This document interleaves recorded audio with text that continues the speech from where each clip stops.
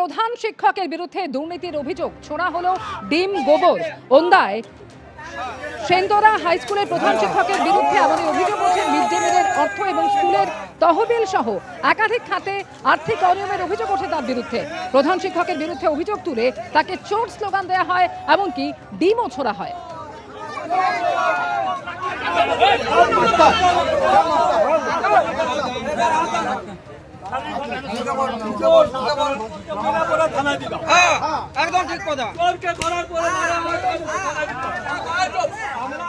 কোর্টে গ্রেফতারি পরোয়ানা, হাইকোর্টে আপাতত স্বস্তি পেলেন মহুয়া মৈত্র। কালীঘাট তৃণমূলের সাংসদ, তার বিরুদ্ধে ওয়ারেন্টে স্থগিতাদেশ দেওয়া হলো 27 আগস্ট পর্যন্ত। মহুয়া মৈত্রের উপরে গ্রেফতারি পরোয়ানায় স্থগিতাদেশ জারি হলো। ধর্মীয় ভাবাবেগে আঘাতের অভিযোগে মহুয়া মৈত্রের বিরুদ্ধে মামলা দায়ের হয়। সশরীরে হাজিরা না দেওয়ায় ওয়ারেন্ট জারি করে কৃষ্ণনগর আদালত।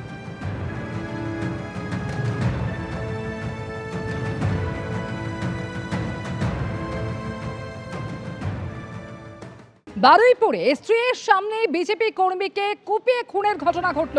বাড়ি থেকে ফোন করে ডেকে নিয়ে যাওয়া হয় এবং তারপরে তাকে কুপিয়ে খুন করা হয়, এমনই অভিযোগ উঠছে।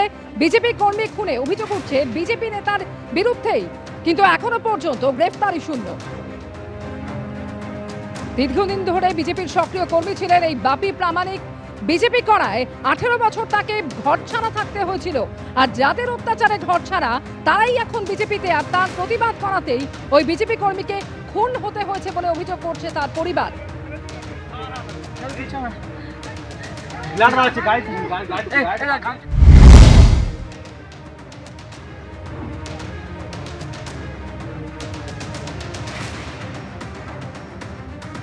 বিজেপি বনাম বিজেপির দ্বন্দ্বে বারুইপুরে খুন, এমনই অভিযোগ সামনে আসছে। বিজেপিতে তৃণমূল যোগ আর তার বাধা দেওয়াতেই কি খুন করা হলো ওই বিজেপি কর্মীকে, এমনই অভিযোগ করেছে তার পরিবার।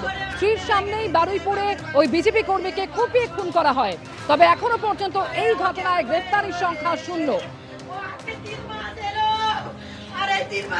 তৃণমূলের সঙ্গে খুনের চক্রান্তে বিজেপিরই পঞ্চায়েত সদস্য রয়েছে বলেও অভিযোগ উঠছে এই ঘটনায়।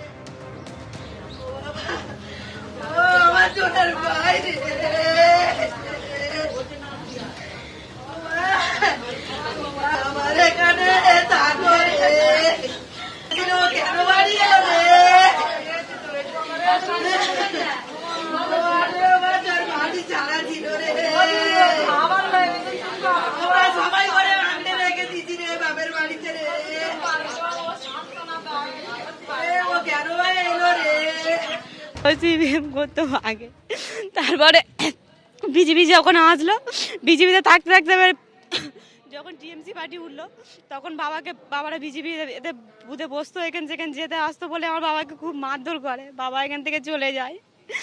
তখন কারা মারধর করেছিল নাম মনে? টিএমসির লোকেরা আমার বাবার মারধর করার জন্য এসেছিল বাড়িতে। আমার বাবা কোনো রকমে পালিয়ে চলে যায়। আমার মা ছিল বাড়িতে, মারে মারধর করে। তারপরে ওরা এখান থেকে সবাই চলে যায়। তখন আমরা ছোট ছোট ওখানে যাওয়ার পরে আর 18 বছর ধরে মানে আমার বাবারা ওখানে রয়েছে। যে লোক আমার বাবা ধরতে পারিনি, বাবা চলে গেছিল। চাপড় দিয়ে মেরেছে, মাথায় মেরেছে, সঙ্গে সঙ্গে বাবা ওখানেই পড়ে গেছে। তারপর রড দিয়ে শাবল দিয়ে বাবার পিছনে মেরে মাথার এই সবগুলো মেরেছে, এইগুলো সব কুপিয়েছে। কতজন ছিল ওখানে? অনেকজন ছিল, 20-25 জন লোক ছিল। পরিবারের বক্তব্য আপনারা শুনলেন। বিজেপির গোষ্ঠীদ্বন্দ্বে খুনের চাঞ্চল্যকর এই অভিযোগ করছে তার পরিবার। এক কর্মীকে মারধর করার কথা জানিয়ে বিজেপি কর্মীকে ফোন করা হয়েছিল এবং ফোন করে ডেকে নিয়ে গিয়ে কুপিয়ে খুন করা হয়েছে বলে এমনই অভিযোগ করছে ওই বিজেপি কর্মীর পরিবার। আর বিজেপি কর্মী খুনের পর থেকেই উধাও হয়ে গেছেন পঞ্চায়েত সদস্য সুজন মণ্ডল। তৃণমূলের সঙ্গে খুনের চক্রান্তে বিজেপির এই পঞ্চায়েত সদস্য তিনিও রয়েছেন বলে অভিযোগ তার পরিবারের।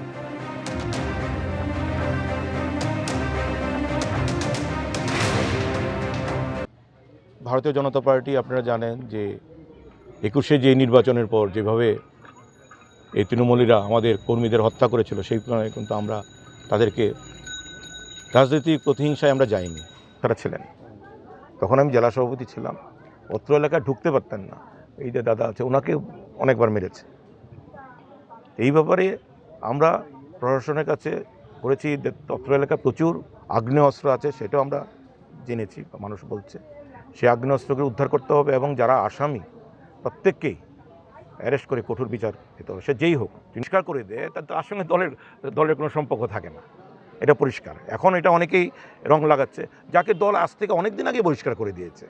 সে বিজেপি যেহেতু বহিষ্কৃত, সে কোনো আমি জানি না সে জড়িত কিনা, কিন্তু যেটা আপনারা বললেন ওর যে নামটা আসাতে সে বহিষ্কৃত, সে কী করেছে জানি না, কিন্তু আমাদের দল থেকে সে বহিষ্কৃত। বিজেপি কর্মী খুনে অভিযোগ উঠছে স্থানীয় বিজেপি নেতা অর্থাৎ যিনি স্থানীয় পঞ্চায়েত সদস্য তার বিরুদ্ধে। আর এই ঘটনার পর থেকে তার কিন্তু কোনো রকম খোঁজ পাওয়া যাচ্ছে না। পুলিশের কি বক্তব্য শোনাবো। পুজো কমিটিকে গঠন করাকে কেন্দ্র নিয়ে গ্রামের মধ্যে একটা বিবাদ হয়। সেই গ্রামের এই বিবাদের উপর ভিত্তি করে একটা গণ্ডগোল সৃষ্টি হয় এবং পরবর্তীকালে সেই গণ্ডগোলে কিছু লোক ইনজিওর্ড হয়। তার মধ্যে একজন সিরিয়াস ইনজিওর্ড হয়, যাকে পরবর্তীকালে বারুইপুর হসপিটালে নিয়ে গেলে সেখানে তার ব্রড ডেড করে হসপিটাল ব্রড ডেড ডিক্লেয়ার করে। পলিটিক্যাল পরিচিতির ব্যাপারে কোনো মন্তব্য করতে পারবো না, কারণ ওখানে যেহেতু কোনো রাজনৈতিক প্রোগ্রাম হচ্ছিল না, তারা কোন পলিটিক্যাল পার্টিতে বিলং করে এই বিষয়ে বলা সম্ভব নয়। যে ডিসিজড আছে ওনার ওয়াইফ কালকে ওনার সঙ্গে ছিলেন, ওনার প্রেজেন্সেই ওনাকে অ্যাটাক করা হয়েছিল এবং ওনার উপরে যে অত্যাচার করা হয়েছে সেটার ব্যাপারে উনি কিছু নাম মেনশন করেছেন। সেই নামগুলো ওনার বড় মেয়ে লিখিতভাবে আমাদের কাছে দিয়েছেন, যদিও উনিও যেটা বলেছেন সেগুলোকেও অন ক্যামেরা বলেছেন, মিডিয়া বন্ধুরাও সেখানে ছিলেন, তাদের সামনেও উনি কিছু নাম মেনশন করেছেন। সেই নামগুলোকে আমরা ভেরিফাই করে দেখছি এবং তাদের এগেইনস্টে দ্রুত আইন অনুযায়ী ব্যবস্থা নেওয়া হবে। এবিপি আনন্দ, এগিয়ে থাকে, এগিয়ে রাখে।